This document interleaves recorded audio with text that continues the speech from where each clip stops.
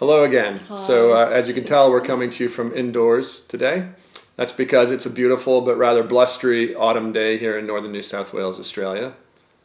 And we wanted to talk a little bit today about why it is that on the 25th of April, that's this coming Sunday, the two of us and possibly other members of the Bruderhof community, which has always been a peace church, will gather with hundreds of others from our locality to remember all those who have suffered and who have fallen in our country's wars. So ANZAC Day is commemorated each year on the 25th of April, and that's because it was on that date in 1915 that the Australian New Zealand Army Corps landed at Gallipoli, which was Turkish held, it was Turkish territory. Their objective was to help attempt to secure the Dardanelles so that the British fleet would have a line of assault on Constantinople. By all accounts, it failed miserably, and indeed, some historians will tell you that the only successful thing to come out of the campaign was the evacuation, which was done with the help of subterfuge in December that year, and amazingly few casualties occurred during that evacuation. But during the campaign itself, tens of thousands of people on both sides lost their lives. There were many other casualties, and it was really, frankly, a military disaster. What Chris just said is true, and older Australians will tell us that this was the day that it was a coming of age for our nation, a baptism of fire. Federation had only occurred in 1901, and this is where we were 14 years later, so it was a really pivotal moment for our nation. I guess for me, the moment when I realized that there was a part of our history that I didn't know was when we were traveling once through a small hamlet down by the Nimboida River, and there was a cenotaph, a memorial in the middle of nowhere. On each side of that cenotaph was an entire family, the father and then several sons.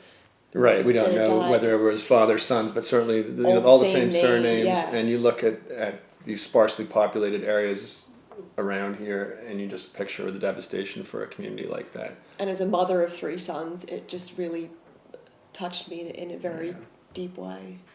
In all events, where does that get us to today? So ANZAC Day is now celebrated, or commemorated rather, across this nation, certainly New Zealand as well, and around Australia, every town and city has a dawn service on the 25th. People gather mostly in silence. Prayers are said, names are read, bugles played, wreaths are laid at the memorials, and it's just a day to remember collectively the sacrifice and suffering that war entails. And for us personally, it's also a day to reflect on what it means to us to be willing to lay down our lives for our friends the way that Christ commands us to. And I know that over the years, many people have used that particular verse in Scripture as a justification for participation in war. We don't read it that way. We see it as a demand on each one of us every day of our lives. Daily life. To place the needs of others before our own, to be willing to sacrifice, to take a back seat so that others' interests are served. And in that sense, there's a daily price to be paid for each of us. Certainly, it's also an opportunity for us to reflect on the blessings that we have living in a peaceful nation like Australia, and to acknowledge that peace is also a hard one, struggle, and it's something that then we each need to work on in our relationships and daily life to maintain. ANZAC Day always feels to me like a commemoration, a collective reflection and grieving. And one of the things that I admire most about Australians' attitude to it pre-COVID is that many of them would fly over to ANZAC Cove in Turkey and actually stand on the beaches and just grieve the collective loss. Last year we couldn't gather because of COVID, so across the nation here, wherever people were, they were encouraged to put out a light at dawn. My son and I went out to the gateway here and stood at dawn with our dog and several lights and listened to the bugler play the last post from the Sydney dawn service. And it was really beautiful. For me also personally, I think about my own heritage on this day. So Norann, you should tell a little bit about your family background, but it's quite different from mine. Yeah, so my grandparents, my German grandparents fled the Nazis. My British grandparents fled the Nazis and went for a wilderness period out of both first Germany and then England.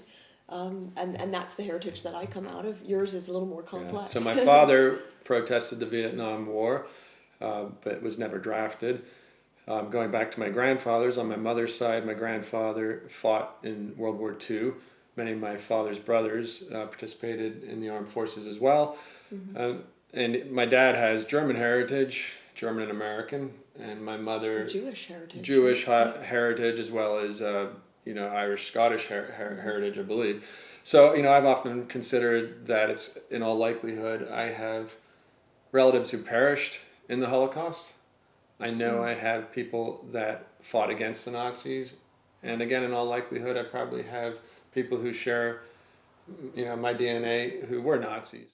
And so this year on the 25th of April, wherever you are, we would invite you to use it as a moment to reflect on what we do to each other as human beings and what we inflict on each other.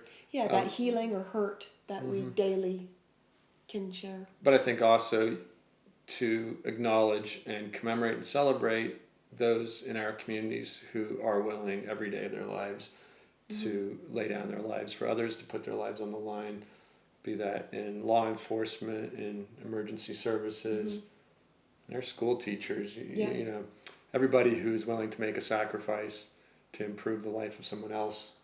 I think that belongs to it, even if that's not what the people who instituted the commemorative day had in mind. One last thought. There's a classic song by Eric Bogle. He's a Scottish-Australian musician and singer. So the band played Waltzing Matilda. He wrote it as a protest song in 1971 for the Vietnam War, but it really describes what happened at Gallipoli and the senseless loss of life in all war, and it's well worth a play on ANZAC Day, so look that up. The band played Waltzing Matilda. And wow, that's probably enough on that topic, unless you wish to have the last word. For me also, when I'm standing there and watching the sunrise and we're surrounded by hundreds of our fellow Australians in Inverell, I feel a great thankfulness for our nation that allows us to live and work and worship in peace. So there's a great sense of thankfulness part of it. So as always, thanks for joining us. If you have any thoughts or viewpoints you want to share on this topic, please comment below, and look forward to chatting again soon. Bye for now. Bye-bye. Is that good? Now do the lighting quick? Or do we add anything else? Do we want to just go out on that? Thankfulness and peace was the last thing you said. Yeah. Isn't that good? Yeah. Or do you want to say something? And just grab the camera and close. No. We didn't.